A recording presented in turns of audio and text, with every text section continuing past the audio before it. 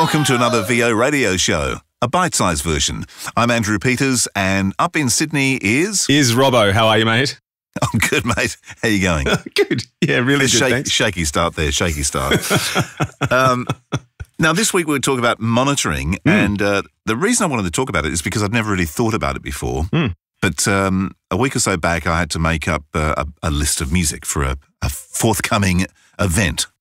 And so I was in the studio and just cutting music together for a playlist so I could play music all night. And of course, while I'm doing that, I'm listening to the music through reference monitors, which I never do. And I've just realised how accurate reference monitors are. Yeah. You hear a song you've heard a gazillion times through hi-fi speakers, and then you run them through a reference monitors, and you're just like, what? I haven't heard that before. Yeah. What's going on there? That's the trick, isn't it? Absolutely. Yep. Yeah. It's people don't understand that. People who put up hi-fi speakers in their home studio or listen to Beats headphones when they're working or whatever don't realize perhaps that it's actually coloring the sound. They're actually designed to sound a certain way. They're not actually a flat response. So it can be quite eye-opening sitting down listening to reference monitors because it's a completely different sound. You're absolutely right. Yeah, so if anyone hasn't tried, experimented with this thing, grab one of your favourite songs, make sure it's a good version of it, not an MP3, but a really accurate, well-mastered version of it. Let's be old school. And let's say CD. Let's say CD. And then play it through your reference monitors, and if they're good ones, you'll completely hear the difference. Which is, so what is the main difference between studio monitors and hi-fi speakers? Well, I pretty much think, as we just said, that the hi-fi speakers are actually designed to sound a certain way. They're designed to be bass heavy, with a bit more high end to sort of give the vocal some more presence or whatever. I mean, it's a bit like flicking through the EQ presets on iTunes or something like that. The speakers are actually designed to have a similar response. And especially headphones. I mean, certainly you listen to, any of the big high-priced commercial brands of headphones, and what you're actually listening to is more of a coloured sound than what's actually coming off the original source material. But that's what people want, I suppose, and that's why people have a preference in terms of, be it Sony or, any of those other commercial brands when it comes to home stereo, as opposed to others. So because they just like the sound. Yeah, you've been monitoring in headphones with this TV show. Oh, yeah. I'm having a bit of a nightmare with that. I think we talked about this a couple of weeks ago. I got invited to mix a TV program, but I had to go to them to do it, and they're just in a big open sort of office area, and I've just been shoved in the corner with my laptop and was mixing in headphones. And not having a pair of decent headphones to mix in, I actually went out and bought myself a pair of KRK K&S 6400s, I think they are from memory, and I can't tell you what they are because I'm wearing them. But whilst they are a flat response, I have struggled with the mix only because it's closer to your head. It gets in your head. It's a different way of listening as opposed to listening to speakers. It's also very fatiguing.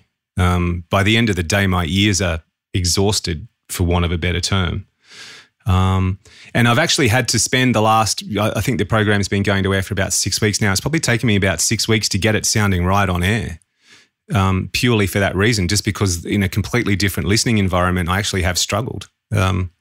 It hasn't sounded awful, and to the average ear listening to the TV show, they probably wouldn't even notice. But in terms of, I think more I've noticed in terms of music level under dialogue, and sound effect and all that sort of stuff that sits under dialogue, because it's a bit more in your head. Your brain tells you it's a bit louder than it actually is, and all that sort of stuff. So I was noticing on air that the music was getting a bit lost, and sort of realised I could pump it up a bit more in the sound effect. So it's been a very interesting experiment. But in terms of monitoring in here, I actually have in here being my studio, my home studio, I have 2 lots of speakers. I actually have some passive Dynaudio acoustics that are my main monitors, And then I have a little pair of Fostex that I use as a reference. So it's kind of interesting talking about the difference in monitors, the difference even in the sound between those two. The Fostex are a lot smaller, although they seem to have a lot more top end than the bigger ones underneath. So I sort of try to fit what I found is I just try to listen to my mixes on as many sources as possible. And if they all sound reasonably the same, then I'm fairly confident that I'm happy with where everything's sitting. So I do have a little pair of desktop, just cheapy computer speakers that I also reference sort of just as a final reference. I'll listen down to something, or if it's a TV program, I'll just flick through it and have a listen to make sure that it's all sitting in the right place and go from there. But it is a minefield when you start talking about monitoring in home studios or any studio. That's why we did that experiment with George Whittam about a month ago, where I sent off a file from here for him to listen to. And, he actually gives you the chart of his hearing test. So you kind of go, okay, well, his hearing's perfect. So that was good for me because it gave me an idea that, okay, what he was hearing, he said was fine. So now I know when I'm listening through my monitors in the studio that what I'm hearing, which I've always heard, is fine. If I start hearing something that's not the same, then I know there's going to be an issue somewhere. Yeah. Which is kind of handy. At least you've got a reference, and that's the whole thing about studio monitors is having a reference that you can trust. That's right. Look, and I think the thing is, for the people who are listening to this podcast, they're probably not people like me who are going to be sitting at home mixing stuff. They're going to be more people like you who are sitting at home recording stuff and then sending it out. Yeah. I think once you've got yourself set up in a place that everyone's happy with what you're sending them and you're not getting people going, it's a bit too sibilant, it's a bit too this, it's a bit too that, don't screw with it. Just let it sit. Absolutely. And put it out. But, people like you who, can't walk into a music store without buying 6 new microphones, so it's a little different. Not anymore. I've got too many. I'm now selling. You're slogging them off. Watch out for the fire sale, folks. There's no fire and there's no sale. No, it's interesting though. And the monitors I picked up, they were ones that we used. I saw in a lot of studios at probably 10 years ago, but I don't see them so much anymore. Yeah. Mainly Genelecs you see and... Genelec's a big one. Yeah, the main monitors I see.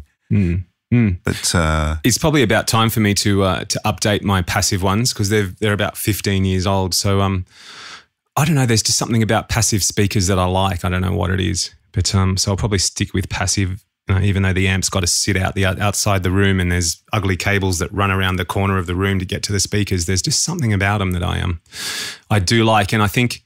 Especially now having one passive and one active pair of speakers in the studio, I kind of do like listening to the difference between the two of them, and just give a bit like you, I suppose. It gives me that extra bit of confidence that when it does get to Joe Bloggs at home listening on his fancy schmancy home hi-fi speakers, that it is going to sound very schmick. Absolutely, yes. Well, mine are not passive; they're active speakers, and I like them. I like them a lot. I did actually sell my amplifier a while ago to somebody else. In fact, I think I did a trade. Yeah, right. But but I do. These Yamahas are fantastic, and they're not the NS10s because they're passive anyway. That's but right. They did do an active version of. Yeah, never very popular NS10s.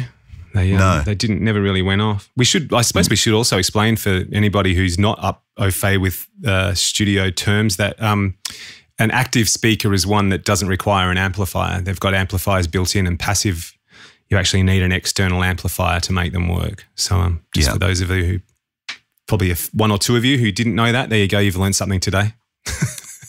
Including, me as well probably. Yeah. But I don't know. Dear. If you're passive, you're sitting on the couch, and if you're active, you're out going for a run with the dog, right? That's your idea of passive and active. Yeah, well, there's passive and active speakers, and there's passive and active actors, or passive and active workers, and I'm being a passive worker at the moment, sitting in here.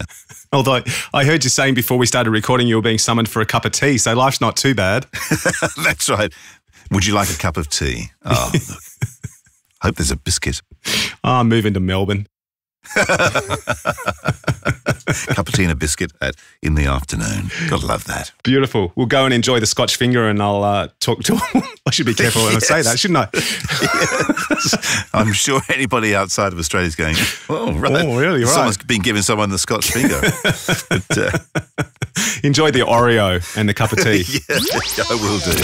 The VO Radio Show is produced in the studios of Voodoo Sound. To polish your next audio production, check us out at voodoo-sound.com. Find professional voices simply all in one place. Realtimecasting.com, including me.